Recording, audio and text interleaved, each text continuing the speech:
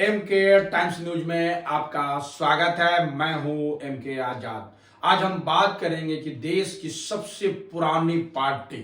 की 138वां स्थापना दिवस पूरी धूमधाम से मनाया तो जरूर गया, और इसका मैसेज जब नागपुर से निकला तो फिर इस ओर इशारा करते हुए नजर आई कि इस वक्त में कांग्रेस कार्यकर्ता में उत्साह का जो संचार राहुल गांधी के भारत जोड़ो आंदोलन कार्यक्रम से शुरू हुआ वो रुकने का नाम तो बिल्कुल नहीं ले रहा है। और 5 विधानसभा चुनाव के रिजल्ट में 3 भारतीय जनता पार्टी ने जरूर जीत ली, लेकिन जिस कदर से कांग्रेस कार्यकर्ताओं ने उत्साह के साथ चुनाव का सामना किया,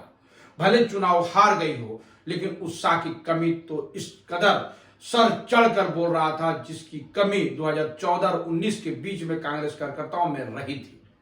तो निश्चित तौर पर कहा जाए कि भारत जोड़ो आंदोलन कार्यक्रम से कांग्रेस कार्यकर्ता में उत्साह का लबरेज तो जरूर हुआ है। राज्यों के हार के बाद जो कमी देखी जा रही थी उसको पाटने के लिए राहुल गांधी की 14 जनवरी शुभ मुहूर्त के दिन भारत न्याय यात्रा इसी संदर्भ में की जा रही है। निश्चित तौर पर कहा जा सकता है कि एक राजनीतिक यात्रा है, और जिस तरह से न्याय यात्रा का नाम दिया गया है, और याद कीजिए जब इंडिया गठबंधन में इंडिया शब्द का प्रयोग आ गया था शॉर्ट फॉर्म का फुल फॉर्म करने से, यानी फुल फॉर्म का शॉर्ट फॉर्म करने से, तो उस वक्त में जो बयानबाजी और खासकर नरेंद्र मोदी सरकार के द्वारा की जाने लगी तो इसे क्या कहा जाए। नाम इंडिया आ जाने से ही घबराहट पहले से थी, और इस बार न्याय यात्रा की शुरुआत करने से पहले भारतीय जनता पार्टी के बड़े बड़े नेताओं का जब बयानबाजी शुरू हो गई तो निश्चित तौर पर इस डर को इशारा करते हुए दिखती है कि भारतीय जनता पार्टी भी राहुल गांधी की इस यात्रा को बड़ा सीरियस ले रही है। कांग्रेस में उत्साह की संचार किस कदर होगा वो तो 2024 के चुनाव में नजर आएगा, लेकिन मणिपुर से महाराष्ट्र यानी नॉर्थ ईस्ट से लेकर जो पूरी तरह से 14 राज्यों को समेटने की कोशिश की गई है, करीब 85 जिलों को टच करना और 355 लोकसभा सीटों को इसमें समेटने की कोशिश जिस कदर से की गई है, क्योंकि रोड मैप इस कदर इशारा जरूर कर रहा है कि चुनाव यात्रा 2024 के लिए जरूर है।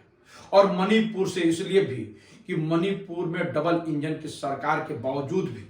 जब सरकार उस पर नियंत्रण नहीं कर पा रही है, यानी लॉ ऑर्डर का जो व्यवस्था वहां पर कायम है वो पूरी तरह से जिस कदर से वहां फेल साबित हुई, और देश के बाद विदेशों में भी भारतीय जनता पार्टी की सरकार की किरकिरी हुई, वो कोई छुपी हुई बात तो बिल्कुल नहीं है। और याद कीजिए उस वक्त में भी राहुल गांधी ने दौरा जरूर किया था, और बड़ी हैरत अंगेज बात उस वक्त में भी नजर आई थी कि देश के प्रधानमंत्री का मणिपुर दौरा नहीं हो पाया था,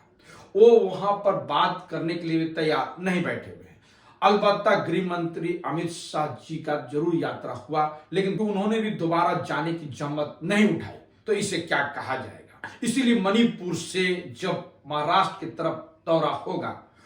तो यह कहा जा सकता है कि महाराष्ट्र तो वो दूसरा राज्य है जो उत्तर प्रदेश के बाद सबसे ज्यादा रोकने की आवश्यकता महाराष्ट्र में ही इंडिया गठबंधन को है। इसका एहसास तो पूरी तरह से कांग्रेस पार्टी के साथ साथ इंडिया गठबंधन के सभी घटक दलों को भी है, क्योंकि महाराष्ट्र में 48 सीटें हैं और पिछले चुनाव में 41 पर तो गठबंधन जरूर जीत गई थी। और उस वक्त में जो कहा जाने लगा था, और इस समय में उस वक्त में जो कहा जाने लगा था कि सब कुछ तो भारतीय जनता पार्टी उसके घटक दल भी फिर लेके चले जाएंगे, तो इसे कहा क्या जाए। लेकिन इस बार का परिदृश्य कुछ और ही है, क्योंकि शरद पवार भी पूरी खार खाए बैठे हुए हैं और उद्धव ठाकरे भी पूरी तरह से खार खाए बैठे हुए हैं, क्योंकि दोनों का अस्तित्व का सवाल भी खड़ा हो गया है। जिस तरह से कांग्रेस पार्टी की अस्तित्व का सवाल भी इस चुनाव में दिखने को मिलेगा, उसी तरह से महाराष्ट्र के क्षत्रपों का शरद पवार के बारे में राजनीति के माहिर खिलाड़ी माने जाते हैं, और उद्धव ठाकरे को जिस तरह से लंघी का सामना उसी के अपने एक शिष्य ने लगा दिया, तो कहा क्या जाएगा। और दोनों के अस्तित्व की लड़ाई और 2024 का दिलचस्प नजारे आपके सामने होगी। तो महाराष्ट्र में 48 सीटें, और जब अजीत पवार के अपने भतीजे ने जो लंघी मार दी, जिसे राजनीतिक लंघी मारना कहा जाता है, तो इसे कहा क्या जाएगा। तो इन सभी के बीच राहुल गांधी का स्पष्ट संदेश 6200 किलोमीटर की यात्रा, यानी 6000 से ज्यादा किलोमीटर की यात्रा के मायने क्या निकलेंगे। इस बार पैदल मार्च के साथ साथ गाड़ियों का भी सहारा लिया गया है। यानी ज्यादा से ज्यादा सीटों को समेटने की कोशिश और ज्यादा से ज्यादा प्रोग्राम कराने की कोशिश कांग्रेस पार्टी की कार्यकारिणी ने तय जरूर कर दी। और इस बीच में जब नरेंद्र मोदी जी को यह लगने लगा कि इस बार 2024 के चुनाव बड़े टफ हो जाएंगे और इस बीच यह खबर आने लगी कि नीतीश कुमार की पार्टी में टूट हो गया, तो इसे क्या कहा जाए,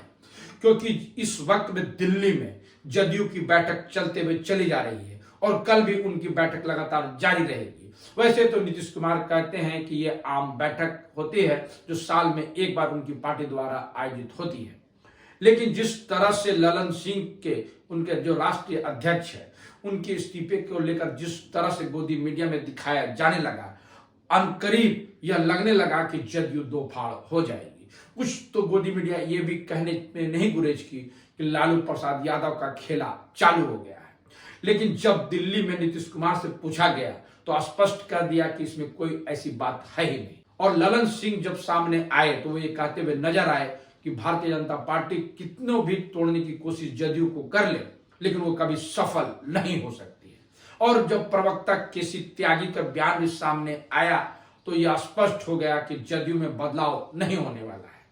आने वाले वक्त में ऊंट किस करवट बैठेगी वो तो देखने की चीज है, लेकिन निश्चित तौर पर जब भारत जोड़ो आंदोलन का कार्यक्रम का जो माइलेज मिला था, यदि उसी तरह से भारत न्याय यात्रा का भी माइलेज यदि राहुल गांधी को मिलेगा और इसमें सहयोग राज्य के लोग करते चले जाएंगे जो उनके सहयोगी गठबंधन में है, तो नजारा कुछ और होंगे। क्योंकि पश्चिम बंगाल से भी यात्रा गुजरेगी, बिहार से भी गुजरेगी। यात्रा मध्य प्रदेश, उत्तर प्रदेश, बिहार, बंगाल सबको टच तो जरूर करेगी। और इसी बीच में तमाम चीजों को इस तरह से गढ़ने में कांग्रेस पार्टी चल चुकी है कि जो कुछ होगा देखा जाएगा और पूरी मुस्तैदी के साथ लड़ने के लिए तैयार बैठी हुई है। अब बड़ी समस्या तो टिकट बंटवारे को लेकर है, क्योंकि इंडिया गठबंधन में जो जिच है वो टिकट के बंटवारे को लेकर ही सामने आ रहे हैं। एक तो जिच संयोजक पद को लेकर है और एक जिच प्रधानमंत्री के चेहरे के रूप में है। लेकिन अंदर खाने की रिपोर्ट पर यकीन करे